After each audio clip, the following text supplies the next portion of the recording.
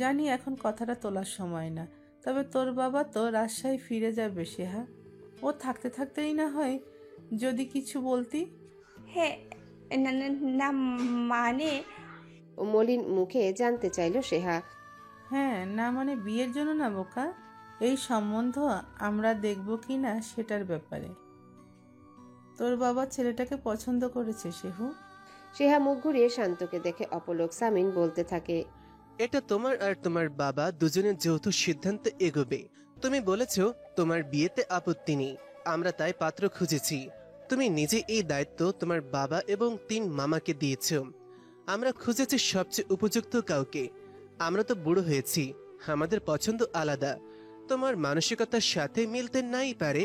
এর আগেও ঈশের বিয়ের সময় যথেষ্ট নাস্তানাবুদ হয়েছি আমরা, তাই তুমি ভেবেচিন্তে বলবে, আমরা সে অনুযায়ী খুঁজবো। বলো এখন, উজ্জ্বল ছেলেটাকে তোমার চোখের দেখাতে কেমন লেগেছে? তুমি কি ভাবতে চাও? সেহা নিশ্চুপ মুখে ভাবলেশীন। শান্ত কিছুই বলে না মেয়েকে। সামিন আবারও বলে ওঠে, আচ্ছা, সময় নিয়ে জানাবে? জানাও। এই নাও ওর বায়োডাটা, পড়ে দেখো ভালো লাগে কিনা। ভালো না লাগলে দ্যাটস ওকে। একটা ফাইল এগিয়ে দেয় সামিন। সেহা ওই ফাইলের দিকে নির্বিকার ভঙ্গিতে তাকিয়ে আছে। চোখের সামনে ভেসে উঠল উজ্জ্বল মাহমুদ বলে লোকটার হাসি হাসি মুখটা। হাফ ছাড়ল সেহা। ইলহাম বলে ওঠে, কি রে, হ্যাঁ না কিছু একটা বল। ওর দাদু খুব পছন্দ করেছে তোকে, আর ছেলেও মত দিয়েছে। আমরা কি ভাববো এটা নিয়ে? ওনাদের থেকে সময় চাইবো ভাবার, তুই কথা বলবি? সেহা চোখ তুলে তাকালো। মেয়েটার নিষ্প্রাণ দুটো চোখ দেখে সবাই ভীষণ চিন্তিত হয়ে পড়ে। সামিন তৎক্ষণাৎ বলে ওঠে, ইটস ওকে মা, ইটস ওকে। তাহলে বাদ দাও। আমি ভেবে জানাবো তোমাদের বড় মামা, চিন্তা করে না, সময় চাই। নিরুদ্বেগ জবাব সেহান। ভেবে জানাবি মানে? চেঁচিয়ে উঠল ইরফান। সেই মাত্র ফ্রেশ হয়ে নিজের ঘর থেকে বেরিয়েছে। সেহার মন্তব্য শুনে চোখ কপালে তুলে চেঁচায়, এই আম্মক, তুই ভেবে জানাবি মানে কি? ওনারা সবাই বলছে, আর তোকে ন্যাকা ভদ্রমের মতো রাজি হতে হবে? এটা কেমন কথা? সামিন উঠে দাঁড়ায়। বিরক্ত হয় খুব, ধমকে উঠে, ইরফান, প্রণমী নতুন মানুষ, ওর সামনে কোনো ফ্যামিলি ড্রামা করো না। তুমি ওভার রিয়াক্ট করছো। আমি ওভার রিয়েক্ট করছি? এটা আমার বোনের সারা জীবনের প্রশ্ন। তোমাদের তো সবসময় মনে হয় ভাই হিসেবে আমি সবসময় ওভার রিয়েক্ট করি। ভাই ভাই ভাই, এই শব্দগুলো সেহার ভীষণ কাটা কাটা লাগছে। নিজেকে শান্ত রেখে সে পাল্টা জবাব দেয় ইরফানকে, এটা আমার জীবনের প্রশ্ন, তাই সিদ্ধান্তটা আমি নিব, তাই না? বাবা মামারা মামিরা কেউ আমাকে জোর করছে না। ইরফান তেরে আসে ওর দিকে। জোর তো অবশ্যই করছে, মুখে নয়, ইমোশনালি। তুই বুঝতে পারিস না। দে ওই ফাইল দে। দেখতে হবে না বায়োডাটা, এই সম্পর্ক হবে না, এটাই শেষ কথা। প্রণমী ঘরে বসে শুনছে বাইরে চেঁচামেচি। নতুন বউ বিধায় আসছে না ঘরের বাইরে। পারিবারিক ঝামেলা তার অস্বস্তি হলেও একটা ব্যাপার তাকে মুগ্ধ করছে। ওই লোকটা, ওই উগ্র ইরফান মির্জা নিজের বোনদের ঠিক কতটা ভালোবাসে। তার কাছে চাচাতো ফুপাতো বলে কিছু নেই। স্বামীর এই শক্তিশালী দিকটা আবিষ্কার করে মনে মনে খুশি প্রণমী। চেঁচামেচিতে ঘর থেকে বেরিয়ে আসে ইহানও। সে সবটা শুনে বড়দের বলে, অমনি পাগল হয়ে গেলে তোমরা? দুদিন হয়নি সন্ধ্যাটা এলো, তোমাদের সব কিছুতে তাড়াহুড়ো।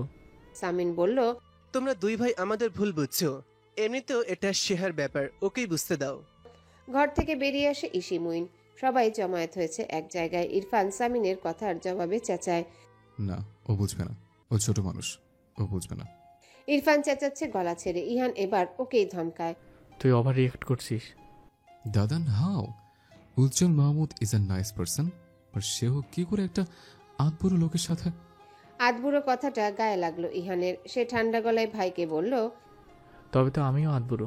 ওয়াও নাইস, আমি জানতাম না তো। ইরফান থতমত খায়। দাদান, I don't mean it, but ওদের এজ গ্যাপ। দাদান, এটা কেমন হয়? ঋতু এবার জবাব দেয়, প্রণমীও তো তোর থেকে 8.5 বছরের ছোট, সেটা কেমন হয়েছে? মাম্মা, 8 বছর আর 12 বছর এক হলো? এত সব কথা অসহ্য লাগছে সেহার। হঠাৎ ওর চোখের কোণে একটু পানি এলো অজানা কারণে। মুইন খেয়াল করে বলল, সেহা, তুমি বলো, আমরা এখানে সবাই আছি, তুমি কি প্রস্তাবটা নিয়ে ভাবতে চাও মন থেকে? শান্ত ফুবাকে খুশি করতে বলতে চাইছো না তো নিজের মনের বিরুদ্ধে গিয়ে? না জিজ। এই অস্ফুটে জবাব দেয় সেহা। ইরফান তেড়ে যায়। আবার মিথ্যা বলে, এক চড় মারবো ধরে। সেহা ফাইল হাতে নিয়ে শটান দাঁড়িয়ে, সেও উত্তপ্ত মেজাজ নিয়ে চেঁচায়। তুমি ওভার রিয়েক্ট করছো। থমথমে মুখ ইরফানের। আমি ওভার রিয়েক্ট করছি? হ্যাঁ করছো। আমার মাথার উপর এখন আমার বাবা, আমার 3 মামা এবং 3 মামি আছে। দয়া করে ওদের থেকে বেশি বুঝতে যেও না। সেহার কথাগুলো ইরফানকে আহত করে না, বরং রাগিয়ে দেয়। জেদ দেখিয়ে বলে, বুঝবো, বেশি বুঝবো। আমি তোর ভাই, এবং আমার থেকে বেশি বোঝার জন্য তোকে একটা চড় মারবো। সেহা এবার ভীষণ রেগে চেঁচিয়ে ওঠে, গলা কাঁপে তার। না, বুঝবে না। আমার কোনো বিষয় তুমি বুঝবে না। খবরদার চেষ্টাও করবে না, বড়রা আছে। সেহার অবস্থা দেখে শান্ত ধমকায়। মা তুই বেয়াদবি করছিস কেন এভাবে? সেহা কাঁদছে, তার হঠাৎ কেমন পাগল পাগল লাগতে শুরু করেছে। হাতের ফাইলটা নিয়ে ছুটে ইনুর ঘরে গিয়ে দরজা লাগিয়ে দরজায় ঠেস দিয়ে দাঁড়িয়ে থাকে। ইরফানও ভীষণ রেগে গিয়ে দরজায় ধাক্কা দেয়। এই বেয়াদব, দরজা খোল, বের হ। বের হয়ে কথা বলছে। সেহা দরজা খুলে না, হাতের ফাইলটা শক্ত করে কাঁদতে থাকে নিশ্চুপ।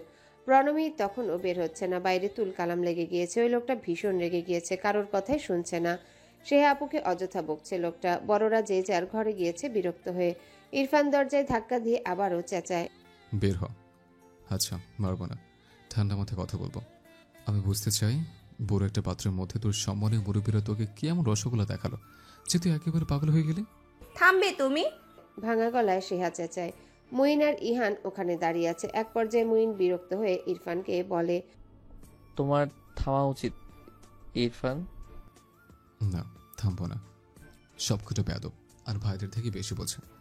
ভেবেছিলাম এটা ভালো, কিন্তু এটা তো আস্ত বেকুব। মুইন চূড়ান্ত বিরক্ত হয়ে চলে যায় ইসির কাছে। প্রণমী এবার ধীর পায়ে হেঁটে দরজার কাছে গিয়ে দাঁড়ায়। ওকে ইহান দেখে ফেলে। ইরফানকে বলে, ভাই সেহকে আমি বুঝাবো, তুই পূর্ণিমার কাছে যাবো, নতুন মানুষ। ইরফান তখনও চেঁচিয়ে যাচ্ছে। তুই বের হ। তুমি প্লিজ যেও না রাগী মির্জা। আর শোনো, ভাবা ভাবির কিচ্ছুই নেই। আমি এক পায়ে রাজি এই সম্বন্ধে। ও হয়তো বাওয়াল করো না। এবার দরজায় ভীষণ জোরে ধাক্কা পড়ে। ইহানও চলে যায়, পাগলকে থামাতে না পেরে। প্রণমী দেখছে অবস্থা বেগতিক। সে অনেকটাই জড়তা নিয়ে ডান দিকে 10 কদম এগিয়ে যায় চুপচাপ। হাতড়ে হাতড়ে ইরফানের পিঠে হাত রাখতে ইরফান হাত সরিয়ে দিয়ে চেঁচিয়ে ওঠে। দাদান, যাও তো। কেঁপে উঠল প্রণমী। তাল সামলাতে না পেরে যেই পড়ে যেতে চাইল, অমনি ইরফান খপ করে ধরল ওর হাত। হ্যাঁচকা টানে আনলো বুকে। হাঁপাচ্ছে প্রণমী। ইরফান ছটফটিয়ে উঠল। ব্যথা পেয়েছ? ভয় পেয়েছ প্রণব? বড় বড় শ্বাস ফেলে দুপাশে মাথা ঝাঁকায় প্রণমী। নিচু স্বরে বলে, আপু ভয় পাচ্ছে। যে জিনিসটা বুঝিয়ে পারা যায় না সেটা এভাবে রেগে করছেন আপনি। আপুকে কাল সকালে বুঝিয়ে বলবেন এই সম্বন্ধে অসুবিধাগুলো, যেটা আপনার মনে হয়। আপু তো ছোট না, তাই না? সে বিবেচনা করবে, চেঁচামেচি করবে। চাপ দিয়ে আপুকে কি বোঝাতে পারবেন? ইরফান থামলো, চেয়ে থাকলো প্রণমীর দিকে। কেমন ভীষণ বুঝদার লাগছে মেয়েটাকে, যেন পাক্কা সংসারী। এই মুখটা দেখে নিমিষে সমস্ত রাগ মেজাজ গলে জল হলো। শ্বাস ফেলে বলল, চলো ঘরে চলো। আপুকে সরি বলেন। যেন প্রণমী আদেশ করছে। ইরফান চোখ সরু করে নেয় এতটুকু মেয়ের আদেশ দেখে। কঠিন করে বলে, হোয়াট? আপুকে সরি বলেন। অসম্ভব। ওই হাদিকে কে সরি বলবে? আমি কি করেছি? আপনি তাকে গালাগাল করেছেন আর মারতে চাচ্ছেন। আমি ওর ভাই, ভাইয়েরা সব করতেই পারে। ভাই তবে এসব ভালো ভাইয়ের বৈশিষ্ট্য নয়। আপনি কথায় কথায় এত বড় বড় বোনদের চড় মারেন, ধমকে ওঠেন। এটা কি ঠিক? আমিও তো কত ভুল করি, ভাইয়া তো আমাকে মারে না। শ্বাস ফেললো ইরফান। বুঝলো জ্ঞানী আপার বোনের সাথে কথায় পারবে না, আর পারতে চায়ও না। ইরফান বলে, হুম হুম আমি তোমার ভাইয়ের মতো ভালো না, জানি। এটা বারবার 3 ভাই বোন মিলে আমার চোখে আঙুল ঢুকিয়ে দেখাতে হবে না। প্রণমী ঠোঁট টিপে হাসছে। ইরফান নিচু গলায় সেহাকে উদ্দেশ্য করে বলে, আচ্ছা সরি। কাল সকালে তোর সরিটা বলে দিস। তবে আমার সাথে আলোচনা তোকে বসতেই হবে, মনে রাখিস। দূর থেকে ঘটনাটি দেখে ঋতু হাসছে আলো আর ইলহামের সাথে। ঋতু বলে, বউ পাগল ছেলে পছন্দ না ভাবি, তবে কখনো কখনো বউ পাগল হলে মন্দ না, কি বলো? গটগট করে হেঁটে ইরফান ঘরে ঢুকে বিছানায় বসে থাকে। প্রণমীও ঢুকে। প্রণমী এবার খানিকটা বিচলিত হয়ে বলে, আপনি কি মাইন্ড করলেন? আমি আপনাকে ছোট করিনি, কিন্তু এমনিতে তো ভাই হিসেবে আপনি আচমকা হাতে টান অনুভব করে প্রণমী। নিজেকে হঠাৎ আবিষ্কার করলো বিছানায়। ঘাবড়ে গিয়ে ঢোক গিলল। ইরফান ওর নরম গাল আলতো করে টিপে বলল, কি বললে? আপনি এমনিতেই ভাই হিসেবে ভালো। কতটা ভালো? 10-এ 6। হাঁপাতে হাঁপাতে বলে প্রণমী। ইরফান বউকে কিছুক্ষণ দেখে গালের লাল তিলে আলতো করে একটা চুমু খেয়ে পাশে শুয়ে পড়ে চুপচাপ। আচমকা তার খুব হাসি পেল। কিছুক্ষণ হেসে অস্ফুটে বলল, শালায় মেয়ে এখন আমাকে রেটিং দিচ্ছে। ইরফান চলে গিয়েছে দেখে সেহা ফাইল নিয়ে বিছানায় গিয়ে বসলো। ওনার কোণে চোখ মুছে বড় বড় শ্বাস ফেলে নিজেকে শান্ত করে দৃঢ় হাতে ফাইলটা খুললো, যেখানে আছে উজ্জ্বল মাহমুদের বৃত্তান্ত, সাথে আছে একটা হাস্যোজ্জ্বল ছবি লোকটার। ডিজিটাল যুগে কে এভাবে অ্যানালগ পদ্ধতিতে বায়োডাটা সাজিয়ে রাখে ভেবে সেহার হাসি পায়। তবে কিছুক্ষণ দেখে সেহা মুগ্ধ হলো। বিষয়টা দারুণ, খুব গুছিয়ে লেখা, সবকিছু উপভোগ করে পড়া যাবে। উজ্জ্বলের দাদু ভাই খুব যত্ন করে সাজিয়েছে সেহা বুঝলো। ভদ্রলোক উজ্জ্বলের 25-26 বছরের একটা ছবি দিয়েছে, সাথে নিচে লেখা তারিখ 2044। তবে লোকটার এখনকার চেহারার সাথে ওই সময়ের চেহারার কোনো পার্থক্য নেই। সেহা নড়ে চড়ে দেখতে লাগলো সবকিছু। মুখ থেকে বারবার অস্ফুটে বের হচ্ছে, কি অদ্ভুত। বাইরে চেঁচামেচি থেমেছে। ইহান দেখেছে তার ভাইয়ের বউ কিভাবে এক চুটকিতে ছেলেটাকে শান্ত করে নিয়ে গেল। মেয়েটার উপর ইহান যতটা খুশি হলো তার চেয়ে বেশি খুশি হলো প্রেরণার উপর। কি সুন্দর শিক্ষা দিয়ে বড় করেছে বোনকে ভদ্রমহিলা। প্রেরণার কথা মনে পড়তে ইহানের ঠোঁটে ছেয়ে যায় চওড়া হাসি। কিছুক্ষণ একা একা হেসে একটা সিগারেট ধরিয়ে বারান্দায় যায়। সবাইকে সামলানোর সবাই আছে, তাকে সামলানোর কেউ নেই। কি দুঃখজনক ব্যাপার। ইহানের হাসি পাচ্ছে নিজের অবস্থা দেখে। পরপর মনে পড়ে ইরফানের বলা আধবুড়ো কথাটা। তড়িৎ ইহান হেঁটে আয়নার সামনে গিয়ে দাঁড়ায়। সে আধবুড়ো সত্যি? ভার্সিটির মেয়েরা তার সাথে ফ্লার্ট করে কেন তবে? নিজেকে আয়নায় দেখতে দেখতে ফোনটা হাতে তুলে নেয়। সে অবশ্য একটা বিষয় ঠিক, সে আধবুড়ো হয়েছে বলেই তার চাহিদা শুধুমাত্র একটা সুন্দর গোছালো সংসার, একজন বুঝদার জীবন সঙ্গীকে পাশে নিয়ে। অন্য কোনো বাড়তি কিংবা রঙিন কিংবা ফ্যান্টাসির চাহিদা তার মধ্যে বেঁচে নেই।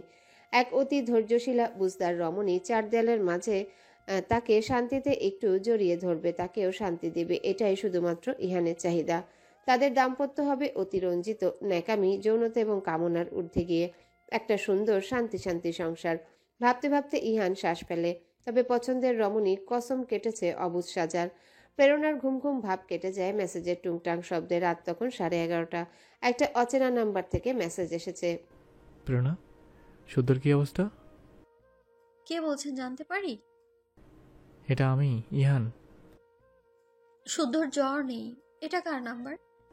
আমার নতুন নাম্বার, ইউ ক্যান সেভ। মৃদু শ্বাস ফেলে প্রেরণা।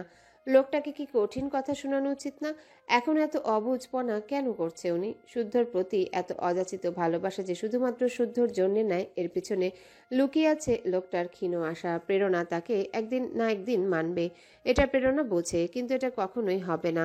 এটাই ভদ্রলোক বুঝতে কেন চান না? প্রেরণা বারবার দীর্ঘশ্বাস ফেলে। সে চেয়েছে বহুবার লোকটাকে কটু কথা শোনাতে, সে পারে না। সে কেন পারে না সে জানে না, হয়তো ভীষণ শ্রদ্ধা করে বলেই।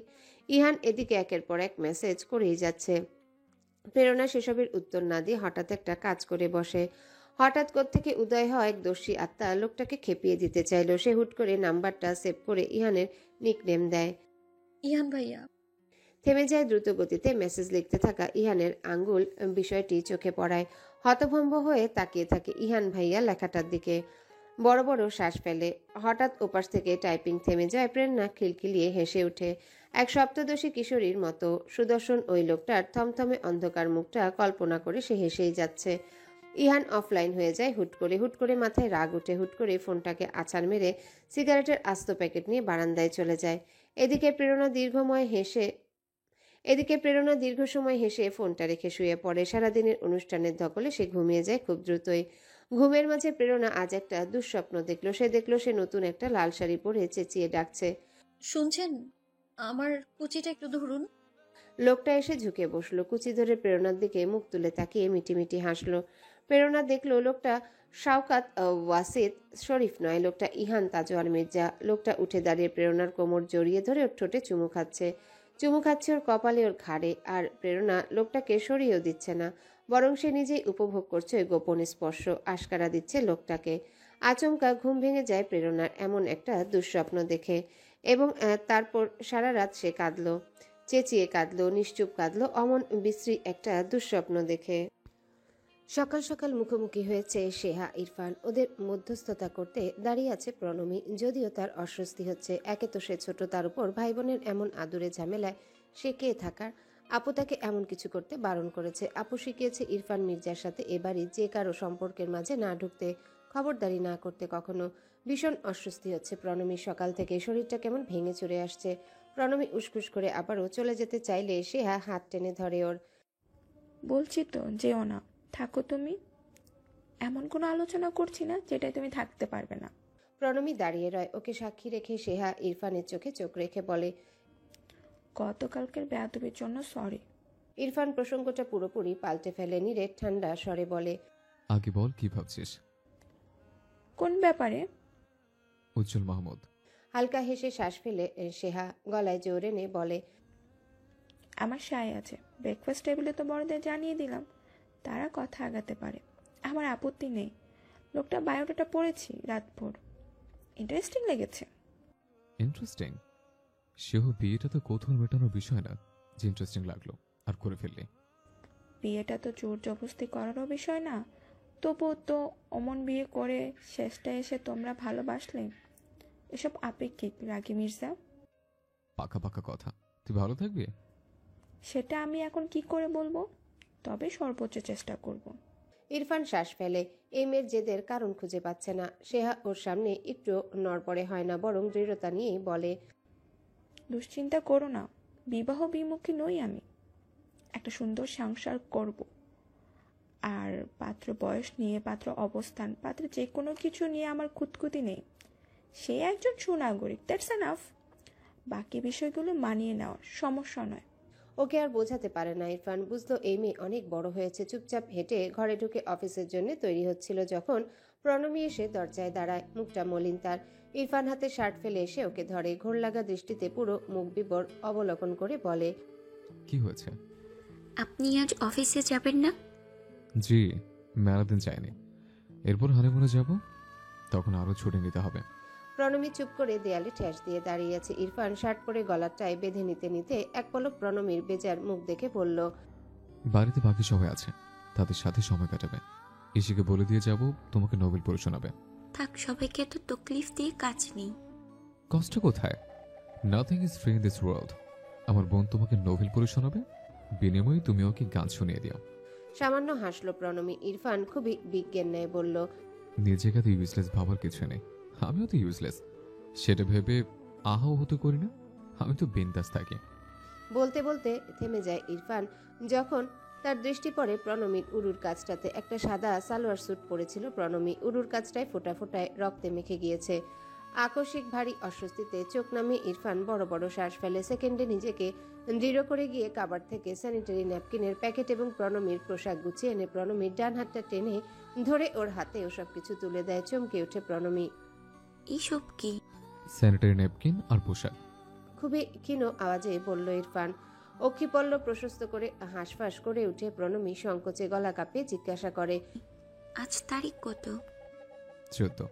সেজন্য প্রণমীর অস্বস্তি হচ্ছিল সকাল থেকে। এসব তো সবসময় আপু খেয়াল রাখতো তার। অনিয়মিত মাসিকের ভুক্তভোগী সে। গুটিয়ে যায় প্রণমী সংকোচ আড়ষ্টতায় লজ্জায়। সে কি অবস্থা করেছে, নোংরা হয়ে গিয়েছে পুরোটা ওই লোকটার সামনে। ঢোক গিলে নেয় এসব ভেবে। কান্না পায় প্রণমীর, খুব কান্না পায়। ইরফান গলা স্বর স্বাভাবিক রেখে বলে, টেক এ বাথ, আমি অফিস যাচ্ছি। প্রণমী আর আটকাতে পারে না নিজেকে। চোখের কার্নিশ বেয়ে অবাধ্য তরল গড়িয়ে পড়ল। দ্রুত পা চালিয়ে হাতড়ে হাতড়ে ঢুকে গেল প্রণমী ওয়াশরুমে। ঢুকতে গিয়ে দরজায় ধাক্কাও খেলো। ইরফান চেয়ে চেয়ে দেখলো প্রণমীর চোখে পানি। থম মেরে ওখানে দাঁড়িয়ে রইল। মেয়েটা কাঁদলো কেন? ও কেন কাঁদলো? ঘষে ঘষে নিজেকে পরিষ্কার করে জলধারার নিচেই ডুকরে কেঁদে ওঠে প্রণমী। শাওয়ার অফ করে পোশাক পাল্টে কাঁদতে কাঁদতে দরজায় ঠেস দিয়ে ভেজা মেঝেতে বসে পড়ে এবং কাঁদতে থাকে নিজের প্রতি নিজের চূড়ান্ত হতাশায়। ভেবেছে ইরফান চলে গিয়েছে। সুযোগ পেয়ে প্রণমী একটু জোরেই কাঁদলো, কিন্তু ইরফান তো অফিসে যায়নি। চুপচাপ দাঁড়িয়ে সে শুনছে প্রণমীর কান্না। হাতটা ঠেকিয়ে রেখেছে দরজায় ইরফান। সময় গড়াতেই বলে ওঠে নরম গলায়, প্রণ থেমে গিয়ে মুখ চেপে ধরে নিজের। ইরফান বলতে থাকে, আমি কিন্তু তোমার স্বামী প্রণ। এই তুমি বলছো স্বামী মানে কি? জবাব নেই প্রণমীর। ইরফান অস্থির হয়, একটু উঁচু গলায় বলে, আমাদের এই সম্পর্কটা প্রণ সেদিন রাতে যা হলো শুধু সেসব নয়, কিন্তু আরো অনেক কিছু, অনেক কিছু। তোমার লজ্জা, তোমার অস্বস্তি, তোমার অপারগতা, তোমার খুঁত এবং তোমার এই হুটহাট অগোছালোপনাও আমার, সবটুকু আমার। শুধু ওই দিন রাতে যা হয়েছে সেসব নয়, আমাদের সম্পর্কের মানে তোমার সাথে যা যা হবে সবকিছু আমার নখদপর, তোমার সাথে যা যা হবে সবকিছু আমার নখদপর্ণে থাকবে। আমি নাক গলাবো, তুমি লজ্জা পেতে পারবে না, হতাশ হতে পারবে না। স্বামী হিসেবে এই বেয়াদবি আমি কিন্তু মানব না। চোখের পানি মুছে প্রণমী কাঁপছে গলা জবাব দেয়, আপনি যতই মন ভোলানো কথা বলেন না ইরফান মির্জা, আলটিমেটলি আমি তো একটা ইউজলেস, তাই না? এতদিন যার নারীরত্ব, গোপনীয়তা, এই বিচরি ব্যাপারগুলো সামলাতে হতো তার আপুকে আমি প্রতিবন্ধী বলি, আর এখন আবারও চাপা কান্নায় ভেঙে পড়ে প্রণমী। তুমি দরজা খোলো প্রণব। দরজায় চাপড় মারে ইরফান। প্রণমী শ্বাস ফেলে জবাব দেয়, আমি ঠিক আছি, আপনি যান। দরজা ভাঙবো আমি? লোকটার ধমকে ঘাবড়ে গিয়ে প্রণমী উঠে দরজা খুলে দেয়। ওর ভেজা দুটো চোখ কয়েক সেকেন্ড দেখে ওকে টেনে বের করলো ইরফান। টেনে এনে বসালো বিছানায়। প্রণমীর রাগ বাড়ছে, জেদ বাড়ছে, মস্তিষ্কের স্নায়ু কোষে যে ঝিঝি পোকাগুলো এসে প্রণমীকে ঠেলে দেয় হতাশায়, ওগুলো ফিরে এসেছে। নিজের অপারগতা নিয়ে চূড়ান্ত হতাশ হলো রাগে। প্রণমী নখ কামড়ায়, দাঁতে দাঁত ঘষে, হাত কামড়ায়। এটা তার শ্বশুর বাড়ি, আপু বলেছে ভাঙচুর না করতে। এখানে খুব রাগ হলেও, আর তাছাড়া রাগটা যখন নিজের উপর, তখন জিনিসপত্র কেন ভাঙচুর করবে? নিজের হাত কামড়ানোই সই। নিমিষেই প্রণমী ডান হাতটা তুলে নেয় মুখের কাছে। ইরফান বসে বসে ওর কর্মকাণ্ড দেখছে। বুঝতে পেরে আচমকা ওর হাত টেনে নিয়ে নিজের হাতটা দেয়। কামড়টা তীব্র জেদের ছিল, দাগ বসেছে বিশ্রী রকমের ইরফানের শ্যামলা হাতে। প্রণমী ছিটকে সরতে গেলে ইরফান ওকে ধরে রাখলো। উৎসাহী গলায় জানতে চাইল, এতে রাগ কমে? হতাশা কমে? কমেছে রাগ? আমি আপনাকে কামড়াতে চাইনি।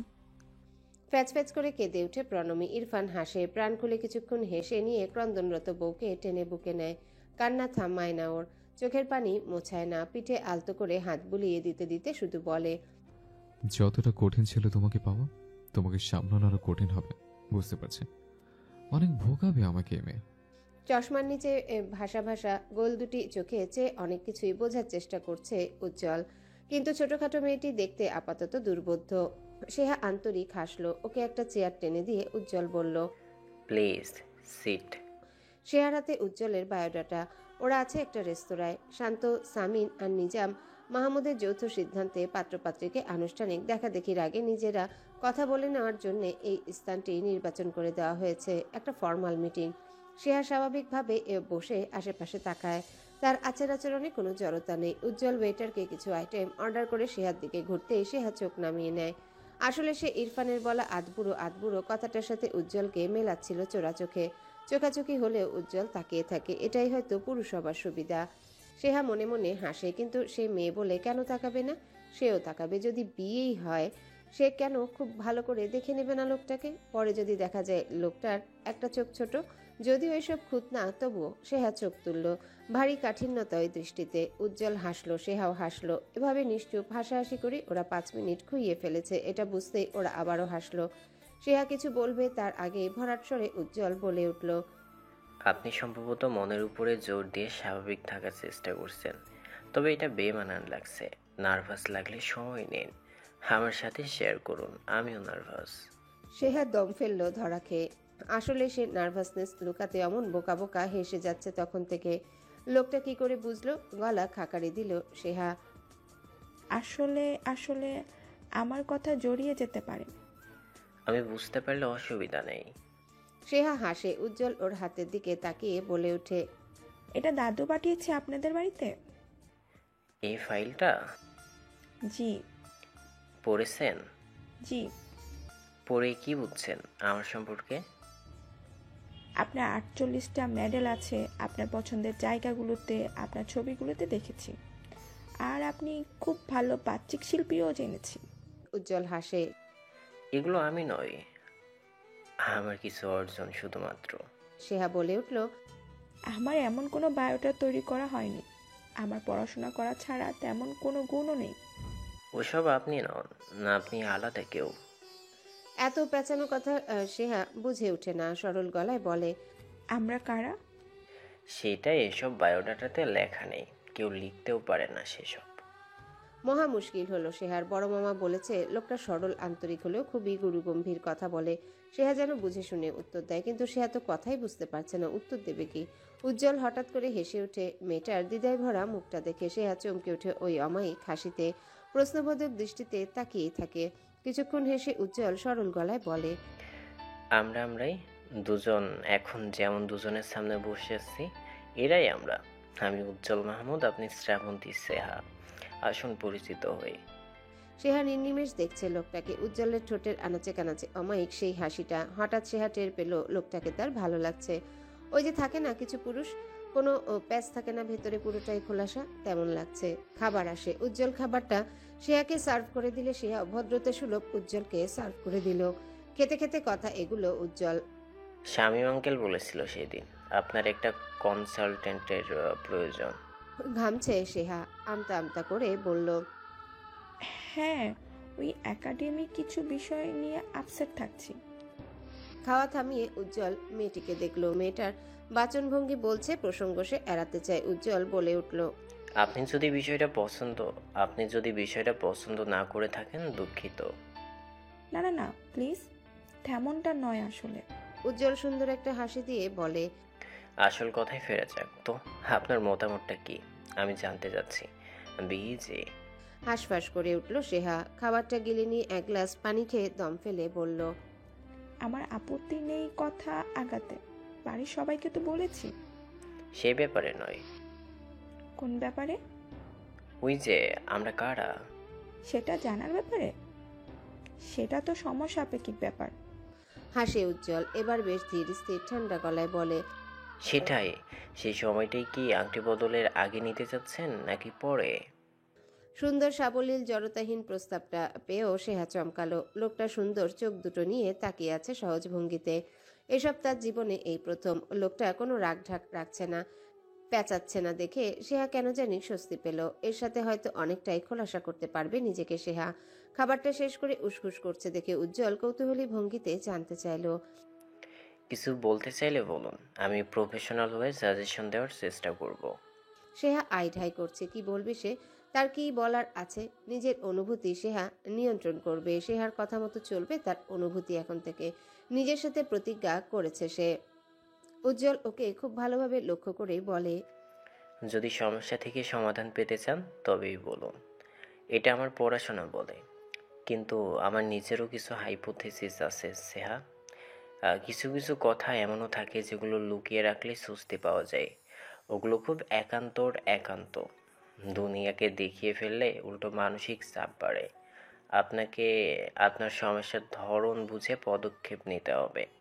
তবে আপনি আমার সাথে কথা বললে আমি সেটা আমি যে সাইকোলজিস্ট সেটা মাথায় রেখেই কথা বলবেন। I am so professional. Seha ঢোক গিলছে বারবার। লোকটার এই জটিল কথাটার মানে বুঝেছে সে। সেহা অবাক হচ্ছে লোকটার নিখুঁত পর্যবেক্ষণ দেখে। লোকটা কি চোখ পড়তে পারে? উজ্জ্বল সরাসরি তাকায় সেহার চোখের দিকে। এবার কিছু কি বলবেন? দুপাশে ঘন ঘন মাথা নেড়ে অস্ফুটে বলে সেহা, না, কিছু বলার নেই। স্কুটিটা গ্যারেজে পড়ে আছে, ওটা রিপেয়ার করতে ইচ্ছুক নয় প্রেরণা। যে কয়বার নষ্ট হয়েছে রিপেয়ার করেছে। এতদিনে সে টাকা দিয়ে আরেকটা নতুন স্কুটি নিতে পারত। আপাতত প্রেরণার হাত খালি। 3টা কিস্তি টানতে হচ্ছে। তার উপর কদিন আগে প্রণমীর বিয়েতে অনুষ্ঠান পাতালো। 5টা বিয়ে বাড়ির অর্ডার না পেলে তার ব্যবসা ওই খরচ তুলে দাঁড়াতে পারবে না। কটা দিন হিসেব করে চলতে হবে তাকে। প্রীতমেরও নতুন চাকরি।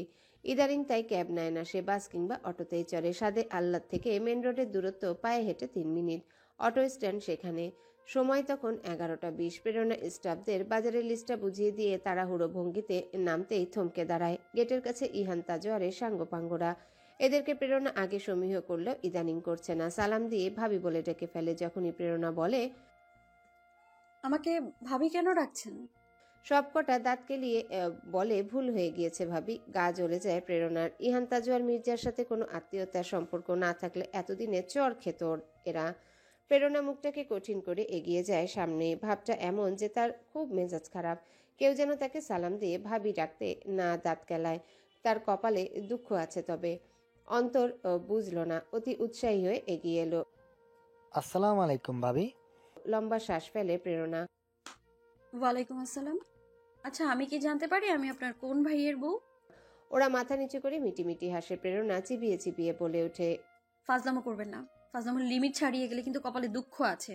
নাহিদ মুখ কাচুমাচু করে জবাব দেয়। জি ভাবি। প্রেরণা আরো একটা লম্বা শ্বাস ফেলে গেটের দিকে পা বাড়ায়। ইহান পাঞ্জাবির হাতা গোটাতে গোটাতে আসছে। প্রেরণাকে দেখে সে চমকে যাওয়ার ভান করলো। প্রেরণা ভীষণ বিব্রত। সেদিন রাতের দুঃস্বপ্নের কথা নিমিষেই মস্তিষ্কে হানা দেয়। তীব্র অপরাধ বোধে মস্তক নত করে দাঁড়িয়ে থাকে। ইহান 3 সেকেন্ড আগে অবধি চাপা রাগ নিয়েছিল সেদিন রাতে প্রেরণার ভাইয়া সম্বোধনে, তবে এখন নেই। হেমন্তের হিম সকালের মিঠা রোদের ঝিলিকে ওই সমুদ্র নীলার মুখটার দিকে বেহায়ার মতো তাকিয়ে থাকে ইহান তাজওয়াল মির্জা পা থামিয়ে। প্রেরণা মনে মনে শ্বাস ফেলে আওড়ায়, আল্লাহ, এই লোকের খপ্পরে পড়তে চাই না আজ। এই লোকের থেকে বাঁচিয়ে নাও। ইহান বলে উঠল, কেমন আছেন? কোথায় যাচ্ছেন? হ্যাঁ, ওই শুধুকে স্কুল থেকে আনতে। মিস জেনি অসুস্থ। ও আচ্ছা, চলুন, আমি নামিয়ে দিচ্ছি। ওদিকে যাচ্ছি আর কি। এই ভয়টাই পাচ্ছিল প্রেরণা। মিনমিনে স্বরে বলল, আমি অটো নিয়ে নিব। কেন, আমার থেকে লিভ নিলে কি অসুবিধা? অসুবিধা অনেক। প্রেরণা সেসব উচ্চারণ করলো না, শুধু বলল, রোজ রোজ কত লিফট নিব? রোজ রোজ নিলে কি, আমাদের সম্পর্কে তো দেওয়া নেই। চমকে উঠল প্রেরণা, হতভম্ব গলায় বলল, হ্যালো বন্ধুরা, পরবর্তী পার্ট খুব তাড়াতাড়ি আসবে, তো সবাই অপেক্ষায় থাকো। আর চ্যানেলটি যারা এখনো সাবস্ক্রাইব করোনি তারা পরবর্তী পার্ট দেখার জন্য চ্যানেলটি সাবস্ক্রাইব করে রেখো। ধন্যবাদ সবাইকে, আমাদের সাথেই থেকো।